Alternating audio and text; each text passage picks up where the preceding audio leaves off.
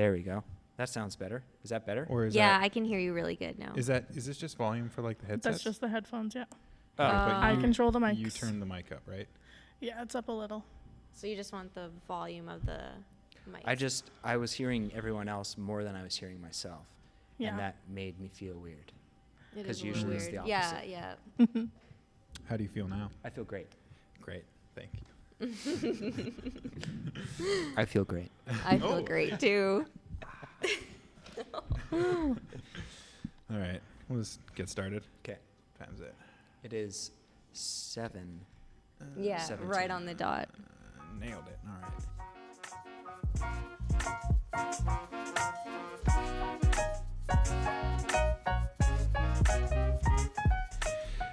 Hello, everybody, and welcome to the Hindsight Grad Show Podcast. This is a show dedicated to highlighting the visual communications grad class of 2020 while building community connections. On the show, we will be speaking with students of the visual communications graduating class, as well as local artists, designers, teachers, and business owners. So, here to talk about art life and everything in between. We have our student, Sabrina Batten. Hello. Yes, there she is.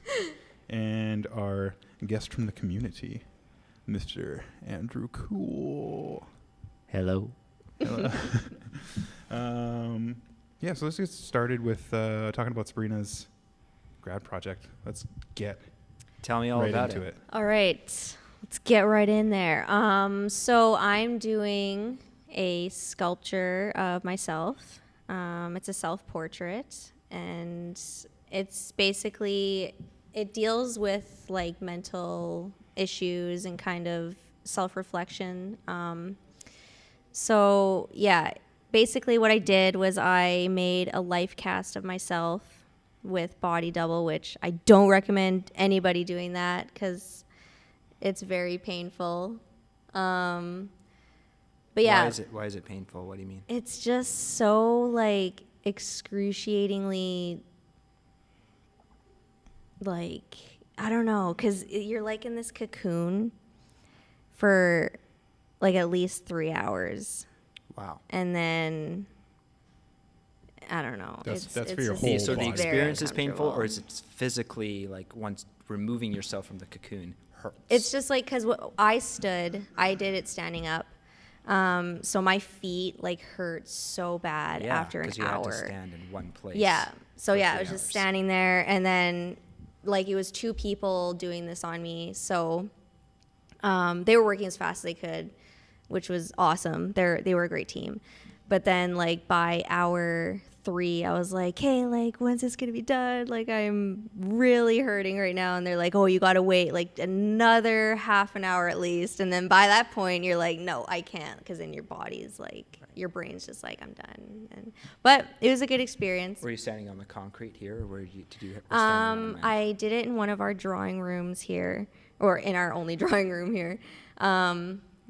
Yeah, it was like on a wooden platform, so that was Yeah. not fun. Yeah. But yeah, it's a self-portrait, so in sculpture, not painting or drawing, which I normally do, but yeah, Cool. it'll be good. Sounds really interesting. Yeah, so but then you are painting it too, right? I Like am painting it after, yeah. You're so painting the cast. So I'm Okay. painting the final product is gonna be, it's called Hydrocal. It's like plaster, but a Okay. little better. So yeah, once I have my full positive, I'm gonna paint it realistic to look like myself, basically. Okay. Yeah. Very interesting. So Yeah. you said that it deals with mental issues. Yeah. And self-reflection. Yeah. What do you mean by that? So I'm looking at a more broad approach with mental issues. Mental health issues? Yeah, like, Okay. and I'm not like screaming it at my audience either. It's my standing figure is basically going to be in a bathroom environment. So I'm building the bathroom environment myself as well. Like not looking at any reference photos or anything. It's all going to come from like my imagination, like what this bathroom will look like. Because to me, self-reflection happens in the washroom. Okay. Like you're there, you're by yourself. Nobody's around. It's just you looking in a mirror, sometimes just reflecting on things and Right. kind of just. It's very literal. Yeah. So. It's literally reflective. Yeah, literally reflective. So. Smart. Yeah. Cool. Deep. Mm-hmm. I like it. Yeah, it's very Sounds deep. really cool. Yeah. So how much space are you taking up for this like display? So I'll have 5 feet. The platform's 5 by 5 feet. So. Okay. Yeah. And is it like this 5 by 5 and then height-wise? Height-wise, the highest point is going to be myself. Okay. So I am 5'2". So almost like all around. So no like- shower head above you or? No, I Okay. won't have room for a shower, unfortunately. So Fair enough. It could be like a twisted bathroom. it could The shower be head could be shooting sideways. true. I might change Or- my mind because I will also have like a couple walls to play with, hopefully, so I can put things on the walls. Here's the real question. Will you have a mirror on the wall? Yes, I will. And a sink. I'm putting my I need a thumb up sink. for those who are listening. Yeah, his thumbs up right now. I feel like just from listening for the last, 2 minutes, that having a mirror there is probably important Yeah, to the idea. yeah, Yeah. Yeah. You'd be like an ironic situation where there just is no mirror. yeah. Right. Or where the observer is the mirror. Yes, Ooh. that'd be something too. That would be exciting. It's And fun. yeah, Andrew, you're an artist as well. Like, do you paint and draw? Well, I'm not really I wouldn't really consider myself a visual artist. I draw for fun sometimes, but it's not like the craft that I'm choosing to like hone and pursue, I would say. Right. I've been, my creative self or my creative energy has gone more into music and writing. Right. Okay.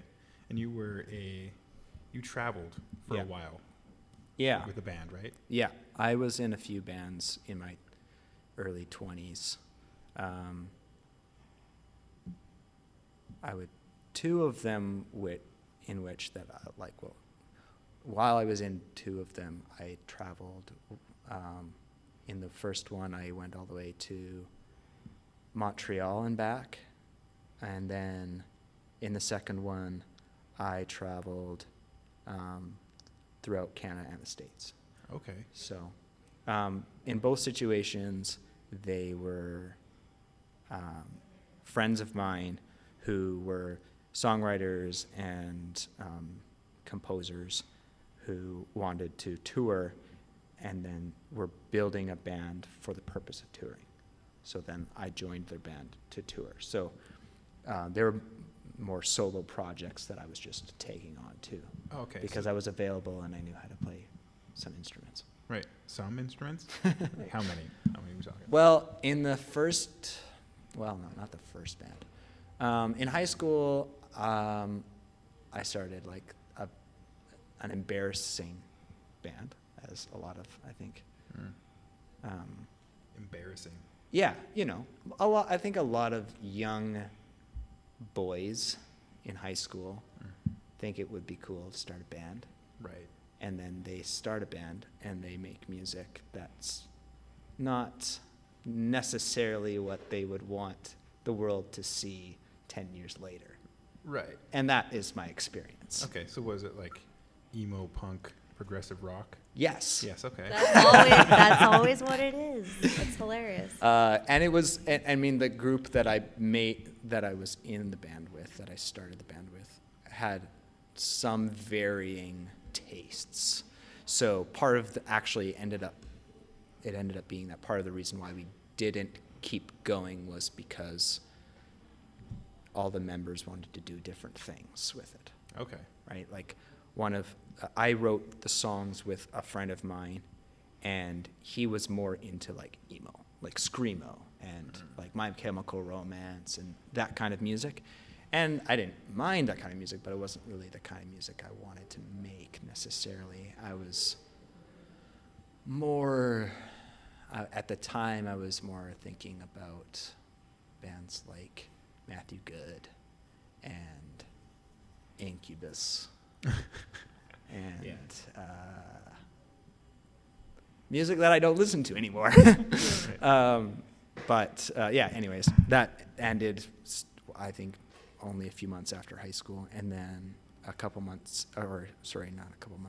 years later, a friend of mine named Nathan had written some music and wanted to put a band together. And he played sort of a house organ he had in his, the classic kind of thing that you find in your grandma's basement.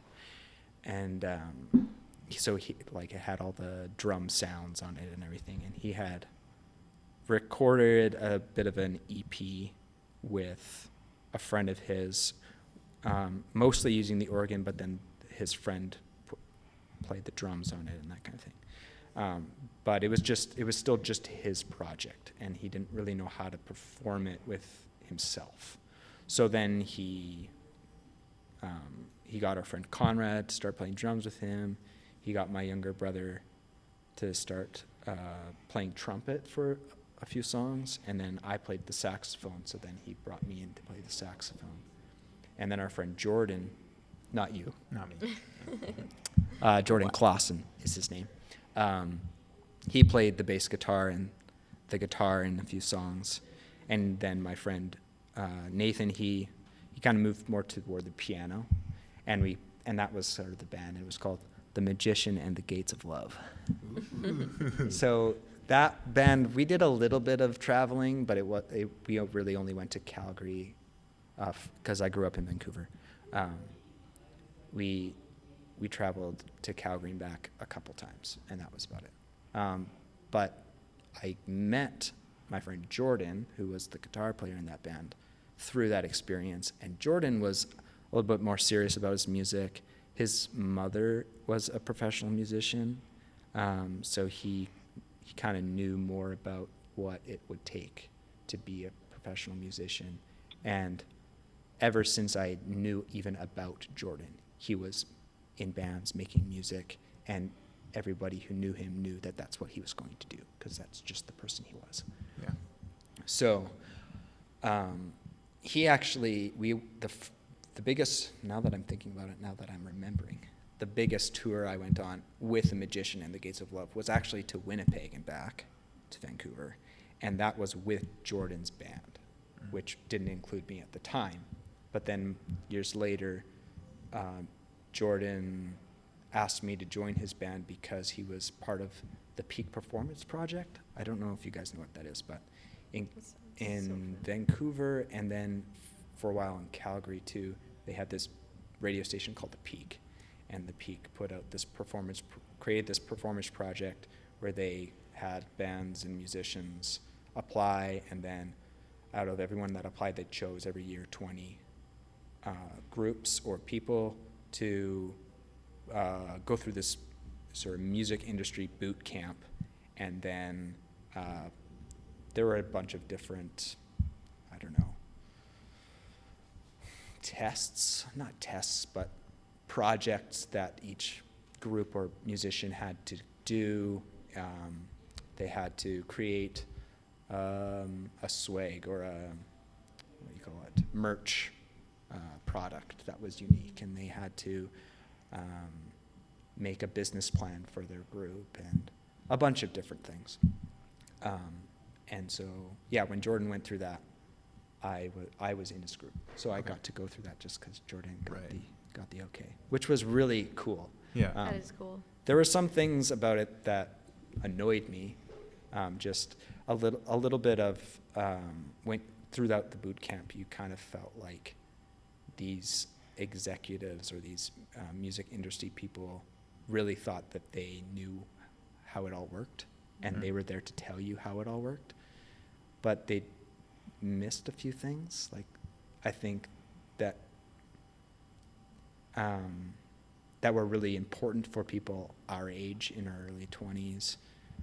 And I think a big part of it was our age, right? Like, at the time, I was 23 or something, and most of the people talking to us were either in their late 30s or older than that. So they had a perspective on what the music industry was like and how it worked, but they didn't really know how to include how it had changed. So, for example, we had a session with someone who was considered like a social media expert, but he was like in his late 30s, and everybody he was talking to knew more about social media than he did because of their age. So Right. being That's kind me of all the time. right, I'm it not almost, yeah, it almost felt like when I hear women in popular culture complain about mansplaining, it almost felt like generation splaining.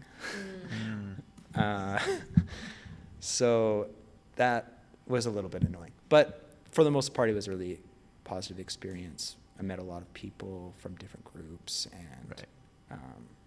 Touring with Jordan was really exciting. Yeah. Cool. And Sabrina, you're into music as well, correct?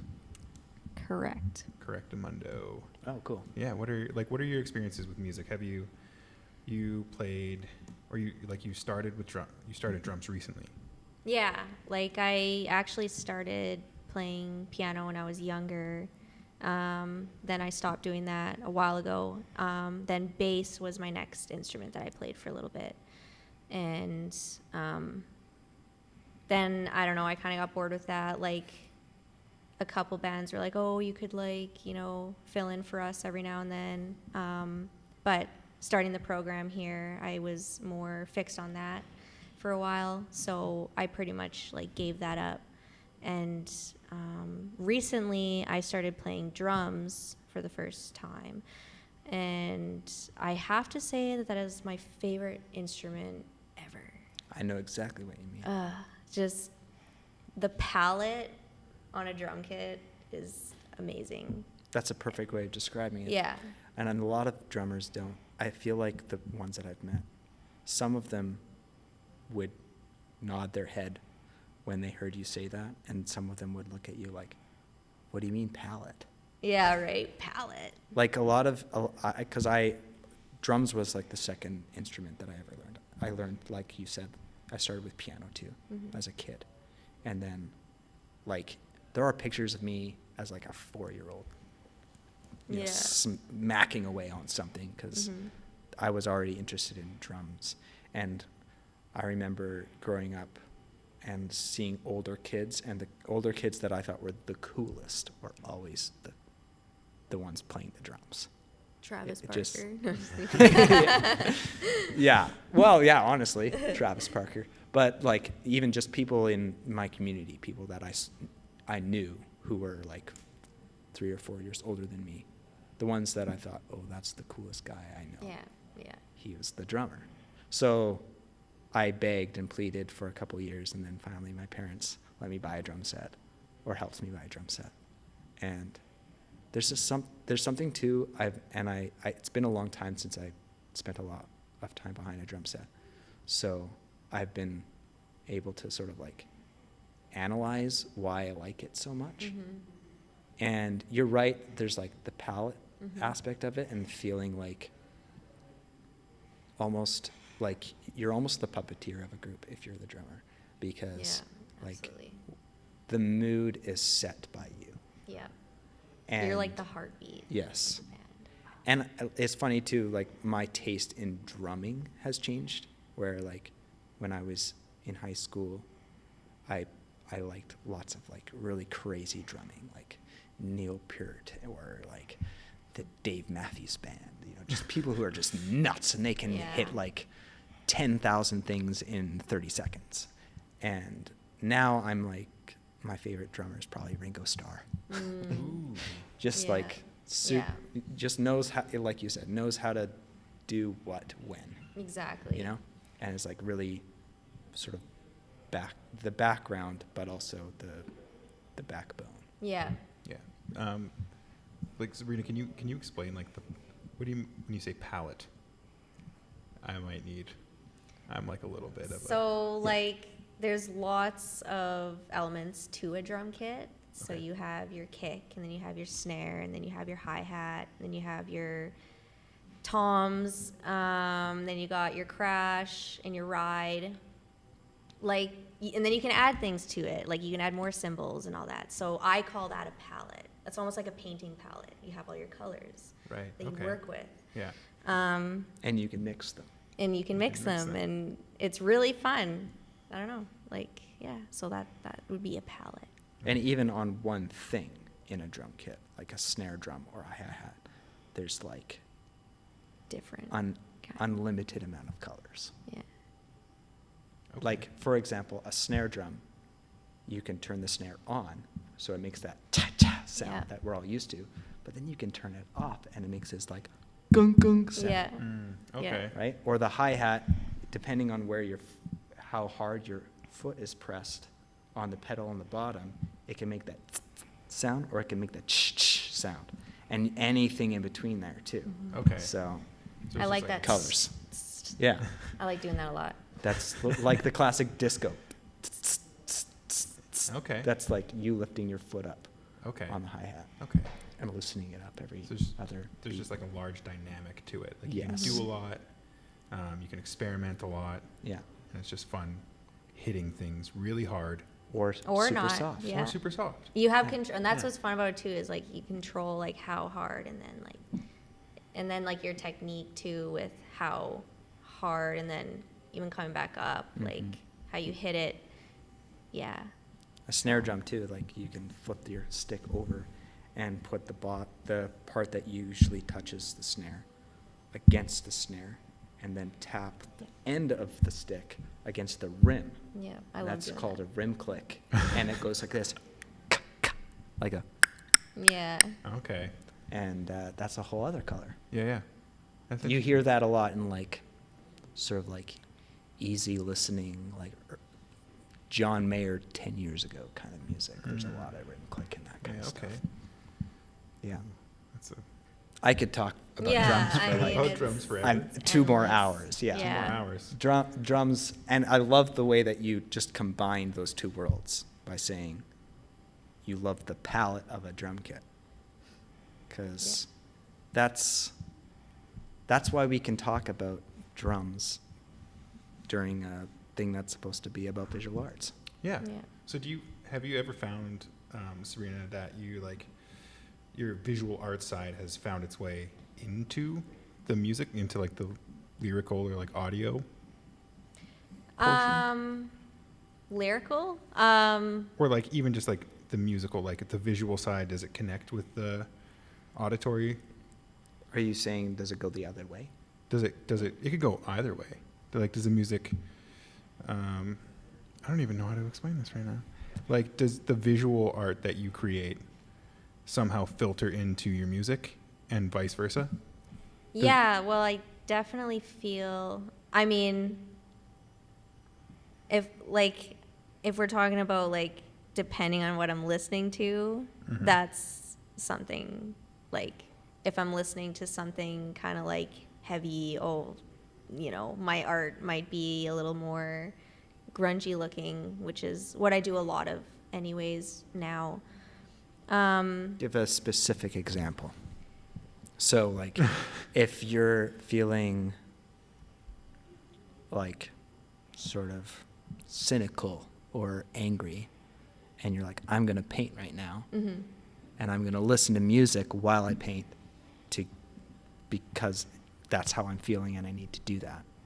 What's in your ears? Probably, I don't know, you might know these bands, but like Veil of Maya, Alexis on Fire, I don't know, you probably know them. Yeah. They're like One of- my headquarters band, I call them, like, because I grew up listening to them and everything, and so, like, they're always, like, good to listen to. But, yeah, just, like, more, just, like, metal type bands. Loud bands. Yeah. Fair enough. But I like those bands because they're very, like, dynamic and everything and pretty progressive, which I like. I would say Alex is on fire. I almost called them Alex is on fire. Alex is on fire. Oh, I remember in high school, actually, there was like 2 groups, and the one was like, I'm pretty sure the band is called Alex is on fire. And the other group was like, no, it's not. It's Alexis on fire. And there was like back and forth. Classic mistake. So funny. There's a few band names like that. Yeah. But what was I saying?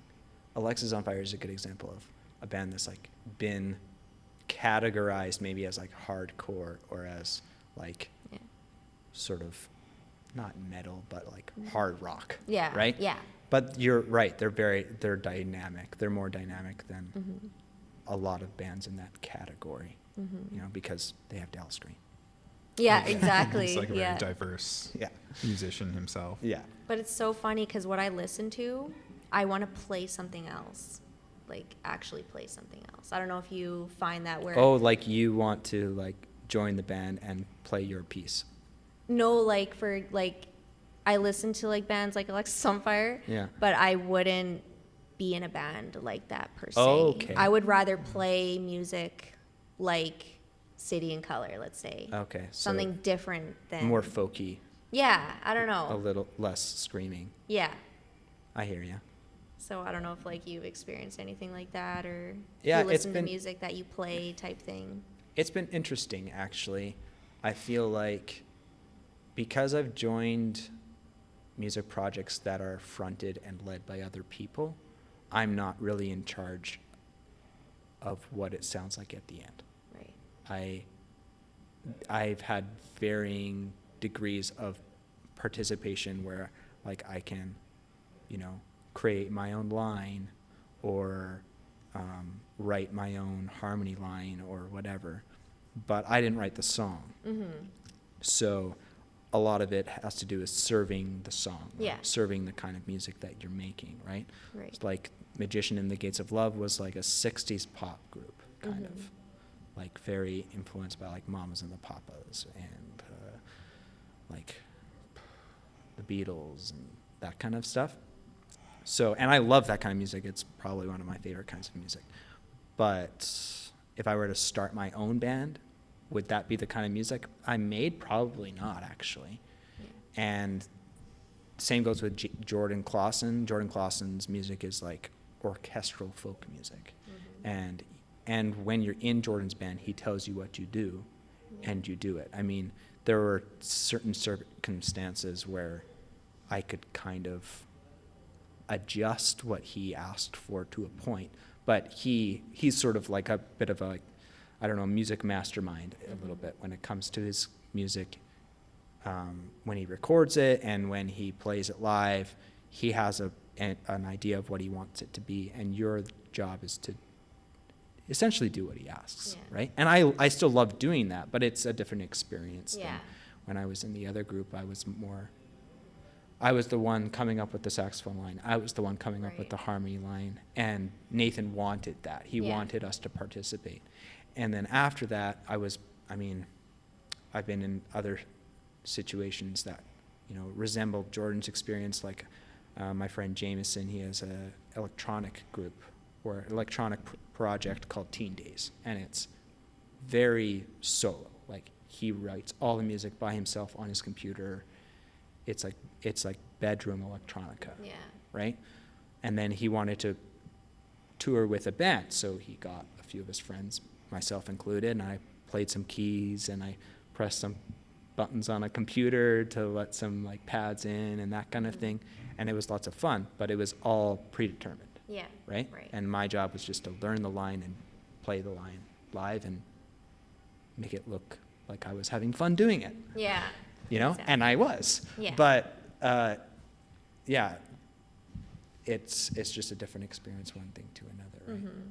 And if I were to start my own music, which probably will never happen, it would probably be a little bit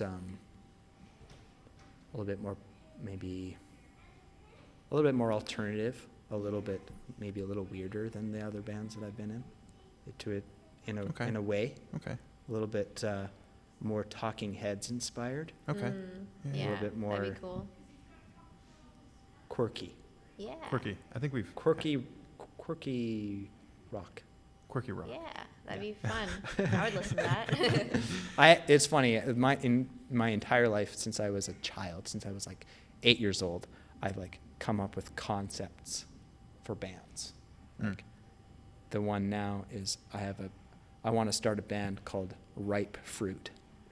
And I would be the lead singer, and maybe play the bass guitar, Yeah. even though I don't know how to play the bass guitar. And we would all wear turtlenecks. And Yeah. Okay. no matter what the weather.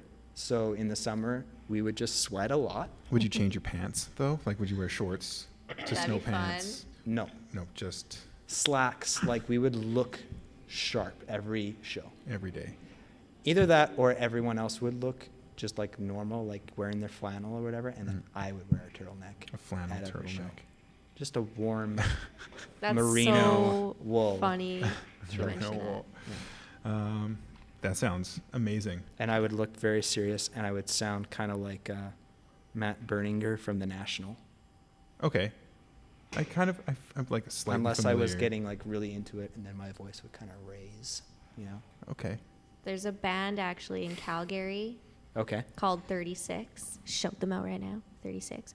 And they dress up too for stage. It's so fun. Like they wear these old school suits with like the two Yeah. like flaps or whatever in the I back, like and that. then they wear these like opera masks, like the Like what do the you call half those? masks? Yeah. Okay. And they all like they're all different masks, all different suits, but they all like dress up, and that's what they wear. That's They're the really whole cool. set. 36. Yeah. What with a kind of question music do they mark. make? It's like really, I don't even know how to explain it. It's very quirky though, and they use also like the piano organ, like the, I don't know what you call those, Keyboard. keyboard, like, but keyboard. Keyboard. Yeah. We can Organ. Keyboard. keyboard organ. Is it a Keyboard. small one, or is Yeah, it? it's a small one. Okay, so it's like it's a. Can't remember what it's called. I can't. I have always wanted to buy Well- one, but they're expensive. Yeah.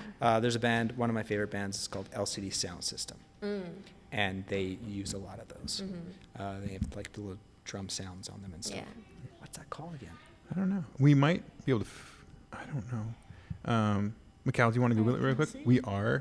We're like, we can talk for like 2 more minutes, and then we gotta cut it, and then we can stay and talk about like Mr. Rogers. Are you 'Cause I know serious? That was like, yeah, that Oh, yeah, flies it's been by, that right? long already. Yeah, I How much can't time do we believe have? it. half an hour. Oh Time gosh, okay. is Yeah, Yeah, yeah. I thought short. that it was unlimited. Like we could go as long as I mean, want. we can talk over. You know, it is what it, you want to talk about, Mr. Rogers? I mean, I can. So I really want to know like 'Kay. what you dislike about tour and what you like about it. I like performing. I like being on stage. Yeah, I mean that's gotta be fun, Um, obviously. It's fun. I like being. I mean, I like and I dislike being in close confinement with a small group of people. Yes. There's some really good things about that. You get to know people very well. And then there's some crappy things about that. Yeah.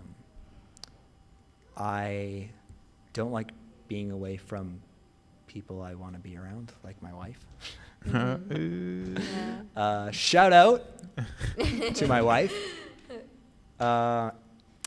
Yeah, when I went on tour with Teen Days, we were together, and I was gone for 6 weeks, and it was really Wow. hard to be away from Erica for that long. That is a Yeah. long Especially time. when we were still dating. Our relationship was only like 9 or 10 months old, and in a way, I think that it helped us know that we wanted to get married, Mhm. but that didn't make it easy. Yeah. Yeah.